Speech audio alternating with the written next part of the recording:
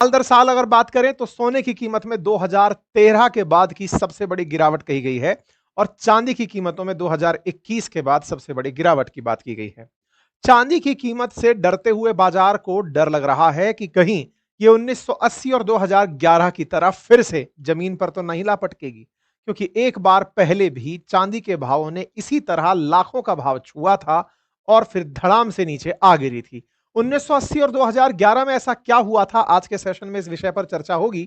तो फिलहाल के लिए इनके भाव नीचे आने के कुछ कारण हैं जो डिकोड हो पा रहे हैं। जैसा अभी अभी आपको रिसेंटली हमने एक जानकारी दी थी कि अमेरिका और चाइना के बीच में फिर से थोड़ी सुलह हुई है।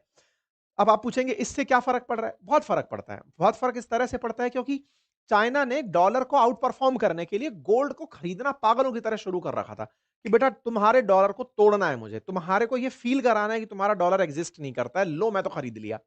तो वो जिस तरीके से खरीदे चला जा रहा था पागलों की तरह, धूमधाम धूमधाम धूमधाम खरीदे जा रहा था टाइप से, मतलब दो देशों के बीच का देखो, गोल्ड और सिल्वर का पिछले एक साल के अंदर जो भाव बढ़ने का बहुत बड़ा रीजन है ना, वो ग्लोबल अनसर्टेनिटी है। जैसे आप ट्रंप इफेक्ट कह सकते हैं।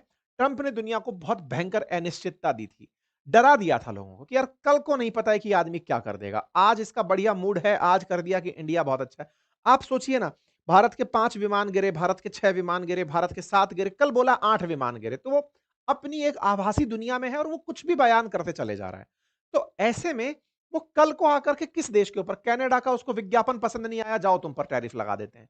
चाइना की बात पसंद नहीं आई कि चाइना वालों ने हमारे साथ ऐसे कैसे कर दिया, लो तुम पर टैरिफ लगा देते हैं। मतलब जो अनसर्टेनिटी उसने बाजार को दी है, उस अनसर्टेनिटी से टैरिफ पर सीधा असर, भाई अनसर्टेनिटी वो टैरिफ के रूप में ठोक देता है, जिससे ट्रेड हिल जाता है। ट्रेड हिलता है तो जो इन्वेस्टर है ना, जो निवेश करता है शेयर के अंदर, वो थोड़ा डर जाता है कि मेरे देश पर असर पड़ जाएगा, चलो मैं ग्लोबल इन्वेस्टमेंट की तरफ चलता हूं। ग्लोबल इन्वेस्टमेंट में वो गोल्ड की तरफ भागता है, सिल्वर की तरफ भागता है, क्रिप्टो की तरफ भागता है, जो कि ग्लोबली मॉनिटर हो रहे हैं, मतलब जिसमें अमेरिका का हित भी जुड़ा हुआ है। मतलब एक तरीके से समझो कि गोल्ड और सिल्वर एक तरह से अमेरिकी स्टॉक भी है वो। जैसे इंडियन स्टॉक है, ऐसे दुनिया भर का स्टॉक का नाम गोल्ड है, मतलब आप ऐसे समझिए। तो वो उधर भागता है, तो अनसर्टेनिटी जितनी ज्यादा होगी उतना इनका भाव चढ़ेगा, प्रोपोर्शनल साइन है। और जितना ज्यादा अनसर्टेनिटी रेगुलेट होगी कि हाँ भाई सब चिल है, उस समय पर स्टॉक मार्केट ऊपर उठेगा, क्योंकि स्टॉक मार्केट आपके देश का लोकलाइज्ड बाजार है। और गोल्ड और सिल्वर उस समय पर नीचे आ जाएगा। क्यों नीचे आ जाएगा? लोग कहेंगे कि अब तो मेरा बाजार ही बढ़िया चल रहा है, ये उठ गया तो बढ़िया उठ जाएगा, ठीक है ना। तो ऐसे में चूंकि थोड़ा सा यूएस डॉलर स्ट्रांग हुआ है। दूसरा, लोगों ने एक अंदर फीलिंग बिठा ली थी कि यार गोल्ड और सिल्वर ने बढ़िया पैसा बना के दे दिया है, 60,000 रुपए प्रति किलो कमा कर दे गया पिछले साल से लेकर अब तक सिल्वर, तो यार प्रॉफिट बुक कर लेते हैं। क्यों? क्योंकि जितना भाव था उसके अगर डबल तक आप पहुंच जा रहे हो, तो अंदर से एक अनसर्टेनिटी आने लगती है कि भाई सुन बहुत ऊंचे आ गए। ये वो वाली बात है, पक्षी उड़ता जा रहा है, उड़ता जा रहा है, उसको डर लग रहा है भाई इतना ऊंचा आ गया कि धरती दिखना बंद हो गई है। सिल्वर के साथ वैसा हुआ कि यार एकदम हम इतना आसमान कहां छू लिए कि लौट नहीं पाएंगे, चलो वापस चलते हैं। तो जो खरीदार थे ना, जिन्होंने ये माल खरीद रखा था, वो बेचे माल को कि चलो पैसा तो बुक करते हैं यार, खूब कमा लिया। ऐसा अक्सर होता है। लेकिन इसमें से कुछ समझदार लोग होते हैं जो इंतजार ये करते हैं कि बेटा अभी तो और ऊपर जाएगा। ये इसी बात पर सारा खेल टिका है। सारा की सारा जो थ्रिल है, मतलब ट्रेडिंग का, वो थ्रिल इसी बात पर तो है कि आप कब डरे और कब आपको रिस्क ने थ्रिल दे दी। कमाई ने थ्रिल दी कि रिस्क ने थ्रिल दी, खेल सारा थ्रिल का है। एक समय बाद में पैसा सिर्फ नंबर रह जाता है, ठीक है। तो ऐसी स्थिति में प्रॉफिट टेकिंग बढ़िया से हुई। तीसरा क्या हुआ ना, कि जो मतलब जो रिस्क आउटलुक था इसके बारे में हालांकि मैं आपको बता चुका हूं, ये सारी बात मैं क्लियर कर चुका हूं। चौथा जो पॉइंट है ना, वो मॉनेटरी पॉलिसी के बारे में बता रहे हैं, क्योंकि अल्टीमेटली अमेरिका, क्योंकि सबसे बड़ा कंज्यूमर है दुनिया का, सबसे खर्चीला देश है, वो बहुत तय करता है कि वहां के लोगों तक जो पैसा पहुंच रहा है उनकी बैंक के थ्रू, वो किस इंटरेस्ट रेट पर पहुंच रहा है। क्योंकि अमेरिकियों के पास जितना आसानी से पैसा पहुंचेगा, अमेरिकी उतना बढ़िया निवेश करने की दिशा में होते हैं। 60% देश के बारे में कहा जाता है कि वो इन्वेस्टर है, चाहे वो गोल्ड में इन्वेस्ट कर रहा है, सिल्वर में कर रहा है, स्टॉक में कर रहा है, क्रिप्टो में कर रहा है। हमारे देश के अंदर ये नंबर 10% के आसपास होगा, तो वहां वो 60% के आसपास है। पैसा भी है और बढ़िया इन्वेस्टमेंट करना भी वो लोग जानते हैं। बस इसी को ध्यान में रखते हुए अब जो भाव है वो नीचे की तरफ आ रहा है। ये भाव में सोना, जो कि इस समय सबके लिए निवेश का सबसे सिंगल पॉइंट एजेंडा बना हुआ था कि बस पहुंच जाओ और निवेश कर लो, लेकिन आज उसने जिस तरह की गिरावट देखी, चांदी ने जिस तरह की गिरावट देखी, वो फिलहाल सुर्खी बनी हुई है। क्योंकि हमारे देश में ये भी तो होता है ना कि और कितना ऊपर जाएगा भाई, अब तो इसको नीचे ही आना है, इसने अपनी हाइट टच कर ली, अब नीचे आने का टाइम आ गया है। ऐसे में जो प्रॉफिट बुकिंग की फीलिंग होती है ना, वो इन्वेस्टर में एनी टाइम रहती है कि भाई अब ले लो, बहुत ज्यादा चला गया भाव, इसको तो नीचे आने का टाइम हो गया है। वहीं दूसरी ओर जब डॉलर मजबूत हो रहा होता है तो और इन्वेस्टमेंट पुअर होने लगते हैं, या फिर कहिए स्टॉक मार्केट जब मजबूत हो रहा होता है तब इन्वेस्टमेंट के और रूट कमजोर होने लगते हैं। ये बिल्कुल उल्टा चलते हैं। स्टॉक मार्केट अगर गिरा पड़ा है तो स्टॉक मार्केट की जगह और गोल्ड में, क्रिप्टो में, सिल्वर में, इनमें इन्वेस्टमेंट हो रहा होता है। और जब स्टॉक मार्केट उठ रहा होता है तो बाकी लोग कहते हैं अब तो यार स्टॉक उठ ही रहा है, ये तो बहुत सेफ पैसा दे करके चला जाएगा। ठीक, 10 महीने में चांदी ने 1 लाख का जिसने इन्वेस्टमेंट किया था उसे 2 लाख रुपए बनाकर दे दिए। गोल्ड ने 1 लाख पर 63,000 बनाकर दिए। निफ्टी ने 1 लाख रुपए पर 6500 रुपए बनाकर दिए। यानी इंडेक्स का जो रिटर्न है वो 6500 रुपए का ही आया, यानी 6.5% का आया। और एफडी का रिटर्न 5.9% के आसपास आकर के टिका। तो सिल्वर ने तो सीधा 100% रिटर्न दिया, गोल्ड ने 63% रिटर्न दिया, स्टॉक मार्केट और एफडी ये सबसे लीस्ट परफॉर्मिंग एसेट्स रहे 1 साल। लेकिन उससे पहले एक सबसे जरूरी बात, और वो ये कि एक छोटा सा कार्य जो हम अक्सर आपसे रिक्वेस्ट करते हैं वो है चैनल को सब्सक्राइब करने का। मेरे प्यारे साथियों, जहां आप मुझे सुन रहे हैं उसके नीचे एक सब्सक्राइब का बटन दिया हुआ है, जिसे दबाने में कोई खर्च नहीं आता, आपका समय लगता है 2 सेकंड का, लेकिन आपकी ये 2 सेकंड की कीमत हमारे लिए हौसला बनती है। अगर आप इस छोटे से काम को करते हुए आगे बढ़े तो ये हमारे लिए बहुत ही सकारात्मक रहेगा, हमारे हौसले को बढ़ाएगा, हम आप तक और अच्छा काम लेकर पहुंचेंगे ये और सुनिश्चित करेगा। तो ऐसे में जो लोग ये उम्मीद अभी भी लगाते हैं कि सिल्वर और गोल्ड क्या ऊपर जा सकता है, क्योंकि बाजार में जिन्होंने बाजार चढ़ाया था उनके ऊपर भी तो कोई थॉट हावी रही होगी ना, तो उनके लिए थॉट अगर हावी है तो क्या ये इन्वेस्टमेंट का राइट टाइम है? ये सवाल तो बिल्कुल बनते हैं। और ऐसे में ये सवाल और भारी होते हैं जब 2011 और 2018 में ये क्रैश हो चुके हों। 2011 और 18 80 की जो कहानी है ये मैं आपके सामने एक बार साझा करता हूं। 1980 के अंदर तो हंट ब्रदर्स नाम के 2 भाई हुआ करते थे, जिन्होंने $6 पर ऑंस से लेकर चांदी के भाव को $48 पर ऑंस तक टिका दिया था। उस समय पर जो रेगुलेटरी अथॉरिटी है कॉमेक्स, जो अमेरिका के अंदर है, जैसे अपने सेबी है ऐसे वहां पे कॉमेक्स है, वो सही समय पर चेत गई थी, जिसके चलते पूरा बाजार धड़ाम से नीचे आ गया था और इन भाइयों के हाथ की कठपुतली बनने से चांदी बच गई थी। उसे सिल्वर थर्सडे कहते हैं। हालांकि लोगों का बहुत पैसा डूबा था, लेकिन इन्होंने बाजार को किसी व्यक्ति के हाथ में जाने से रोक लिया था।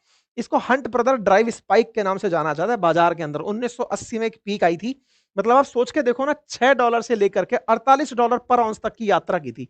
यहां से लेकर के सिल्वर सीधा ऊपर तक गया था $6 से। ये $6 का ग्राफ है, मतलब आप पकड़ कर देखिए तो $6 से लेकर के और $48 तक का भाव। और यही 2011 में भी अगर देखेंगे तो उस समय पर भी लगभग $50-52 के आसपास गया था और 25 में भी $50-52 के आसपास चल रहा है। तो हंट ब्रदर्स ने किया क्या था ना, कि दुनिया की चांदी का 1/3 हिस्सा इन दोनों भाइयों ने अपनी जेब में रख करके 700% से ज्यादा चांदी के भाव बढ़ा दिए थे। इन्होंने शुरुआत की थी 22 साल की उम्र में बिजनेसमैन के रूप में कॉटन खरीदने बेचने के बाद। धीरे धीरे इनके बाप का फोकस शिफ्ट हुआ ऑयल की तरफ, फिर ये दोनों भाइयों ने चांदी पर फोकस करना शुरू किया। और जिस समय डॉलर कमजोर होना शुरू हुआ तो इन्होंने सिल्वर को खरीदना शुरू करते हुए बाजार में डिमांड रेज कर दी। डिमांड और सप्लाई में जब डिमांड ज्यादा हो और सप्लाई कम हो तो ऑटोमेटिक भाव बढ़ने लगते हैं। तो उस समय फिजिकल सिल्वर में काम होता था। इन्होंने मार्केट के अंदर सारा की सारा स्टॉक कर लिया चीज का। जैसे होता है ना काला बाजारी टाइप से, कि हमने तो रोक कर रख लिया बाजार, अब हमने स्टॉक कर लिया तो बाजार में अब बाकी लोग खरीदने के लिए जो भी मिल रहा है उसको औने पौने दाम में खरीदेंगे। लोगों के अंदर ये फीलिंग आ जाएगी कि यार ये इतना अचानक क्यों चढ़ रहा है, चलो हम भी खरीदते हैं। बस वही हंट ब्रदर्स ने किया था 1980 में। फिर वहां पर कॉमेक्स नाम से जो सरकार की संस्था है वो जागती है, कमोडिटी एक्सचेंज है वो जागता है, अपने यहाँ पर एक रूल लेकर आता है और वो कहता है कि भाई मार्जिन पर कमोडिटी नहीं खरीद पाओगे। मार्जिन का मतलब ये है कि 100 का माल 20 रुपए की साई पर नहीं उठा पाओगे, जिसको देना है पूरा कैश में उठाओगे। तो जो मार्जिन जैसे ही मना किया तो इनके पास पैसा खत्म हो गया। मार्जिन के ऊपर जैसे ही था, जैसे ही बोला मार्जिन पर नहीं खरीद पाओगे, तो जो इनके जैसे और ट्रेडर्स थे जो मार्जिन पर ट्रेड कर रहे थे, खरीदने का काम कर रहे थे, वो खाली हाथ हो गए। वो बेचने पर निकले तो इनको भी बेचना पड़ गया। क्यों? क्योंकि इनके पास भी पैसा नहीं था। ये तो स्टॉक में माल लेके बैठे थे, पैसा तो था ही नहीं जो रिटर्न कर सकें या फिर और सिल्वर खरीद सकें। ये तो मार्जिन पर बुक करते थे माल को, फिर स्पेकुलेशंस को चढ़ाते थे। तो इनका जब ग्राफ रिवर्स होने लगा तो चांदी धाड़ धाड़ धाड़ धाड़ नीचे आना शुरू हुई। तो इनके ऊपर क्रिमिनल इन्वेस्टिगेशन बैठा, फिर इनके ऊपर पेनल्टीज लगी। एक पूरा पूरा देश इनके चलते लगभग बर्बाद हुआ, पेरू जैसा देश। उसको इनको इनसे हर्जाना दिलवाया, इनको ट्रेडिंग से बैन करवाया। तो कुल मिलाकर के लोगों ने चांदी के साथ 1980 में खेला था। तो अब लेकिन फिलहाल ऐसा नहीं होता है, क्योंकि अब सरकार ने रेगुलेशंस बहुत लगा दिए। अब अगर एक ही अकाउंट से बहुत चांदी खरीदी जा रही है, कोई भी कमोडिटी का परचेज किसी सिंगल अकाउंट से हो रहा होता है, तो उस पर रेगुलेशंस अब बहुत हाई हैं। तो ऐसे में अब 1980 वाला दर्द तो नहीं है, या डर भी नहीं है, लेकिन हाँ बाजार के भाव बढ़ रहे होते हैं तो दिमाग में एक पॉइंट तो रहता है कि यार तो इसका यूज यहां पर बहुत बढ़ रहा है। दूसरा, लोग जो कॉइन और बिस्किट खरीद रहे हैं 25% ट्रेड उसमें हो रहा है, 18% ज्वेलरी में, मतलब सिल्वर का बहुत ज्यादा यूज ज्वेलरी में नहीं होता है, 18% तक ही यूज हो रहा है। फोटोग्राफी में उस समय 1980 के समय पर फोटोग्राफी सबसे बड़ा रिसोर्स था खर्च करने का, मतलब खर्च करने का एक प्रोडक्ट था, क्योंकि उस समय वो ब्लैक एंड व्हाइट पिक्चर्स को बनाते थे ना, सिल्वर की प्लेट पर बनाते थे, तो वो फोटोग्राफी में उस समय मेजर यूज होता था, अब 3% ही यूज होता है। तो इस तरह से फिलहाल इंडस्ट्रियल यूज चांदी का बहुत बड़ा हुआ है और सप्लाई है नहीं, और जियो पॉलिटिकल अनसर्टेनिटी की चल है, लोग जो है वो किसी अच्छी एसेट क्लास में इन्वेस्ट करने का विचार लेकर के इन्वेस्ट कर रहे हैं, इसलिए चांदी की कीमतें बढ़ रही हैं। तो मतलब चांदी इस समय इसलिए नहीं बढ़ रही है कि किसी ने भाव कंट्रोल कर रखे हैं, या इसलिए भी नहीं बढ़ रही है कि बाजार में माहौल बना हुआ था, नहीं, चांदी का सही मायने में यूज हो रहा है। इसीलिए बाजार के भाव जो गिर सकते हैं, जो स्पेक्यूलेशंस लोग लगा रहे हैं कि 1980 में जैसे गिरे थे या 2011 में जैसे गिरे थे वैसे गिरेंगे, नहीं, वैसे भाव नहीं गिरने वाले हैं। अगर वैसे गिर गए तो सोलर सेल्स बहुत सस्ते हो जाएंगे, बाजार और तरह से प्रभावित हो जाएगा, अब उसका इंडस्ट्रियल यूज होने लगा है, ठीक है। तो ऐसे में बाजार के गिरने का डर वो वाला तो नहीं है जो पहले के दशकों में हुआ, लेकिन बाजार फिर भी गिरा है। बाजार के गिरने के पीछे प्रॉफिट बुकिंग सबसे बड़ा कारण रहा कि लोगों ने कहा यार बहुत भाव बढ़ गया, अब तो इसमें से पैसा निकाल के निकलते हैं। बड़े इन्वेस्टर्स मौके का इंतजार कर रहे होते हैं कि सही भाव मिल गए, निकलते हैं। तो प्रॉफिट बुकिंग के चलते सिल्वर नीचे आया, लोग इन्वेस्टमेंट करने अभी भी इसके अंदर जाएंगे। यही हाल गोल्ड के साथ भी रहा। अब सवाल तमाम प्रश्नों को, जैसे सिल्वर ईटीएफ्स की अगर मैं आपके सामने बात करूं जहां पर ये इन्वेस्टमेंट करेगा, तो आईसीआईसीआई प्रूडेंशियल सिल्वर के अंदर एक साल में रिटर्न इतना परसेंट आया, एक्सिस सिल्वर के अंदर, निपॉन इंडिया सिल्वर के अंदर, ये तमाम जगह पर इस प्लेटफॉर्म के थ्रू इन्वेस्टमेंट हो रहा है, आप इसे देख सकते हैं, ठीक है। अब फिर से वही सवाल कि मुझे सिल्वर खरीदना चाहिए या नहीं खरीदना चाहिए, तो देखिए बुलिश आर्ग्यूमेंट, यानी कि बाजार को लेकर के मैं बहुत सोचता हूं पॉजिटिव, तो साहब ये तो यही कहूंगा क्योंकि इंडस्ट्रियल डिमांड है तो बाजार ऊपर चलेगा। लेकिन बात करें साहब नहीं, नेगेटिव थॉट क्या आती है, तो नेगेटिव थॉट तो ये है कि यार जितने भी ट्रेड्स हैं उनमें आप अपना खुद से रिस्क एपेटाइट चेक करते हैं, चाहे स्टॉक का हो, चाहे गोल्ड का हो, या सिल्वर का हो। हाई वॉलेटिलिटी के केस में आपको अपने अंदर पेशेंस के साथ चलना होता है, और देखिए इन्वेस्टमेंट के लिए एक अलग पैसा होता है। ऐसा नहीं है कि आप सब कुछ, मतलब घर बार सब जो भी है आपके पास में उठाया और सब हम तो इन्वेस्टमेंट करके कल ही लखपति बन जाएंगे। हर समय इन्वेस्टमेंट से पहले खुद का प्रॉपर रिसर्च एनालिसिस करके ही रिसर्च के बाद आपको एंट्री करनी चाहिए। मार्केट में जिस तरह की अनसर्टेनिटी चल रही है, उस समय पे इन्वेस्टमेंट के जो तमाम ऑप्शंस हैं, उनमें से लोग स्टॉक मार्केट के अलावा गोल्ड और सिल्वर को इन दिनों काफी ज्यादा पसंद किए हैं। ये फिर भी आपकी अपनी निजी चॉइस होनी चाहिए, तब जाके आपको इसमें इन्वेस्टमेंट करना चाहिए, ठीक है।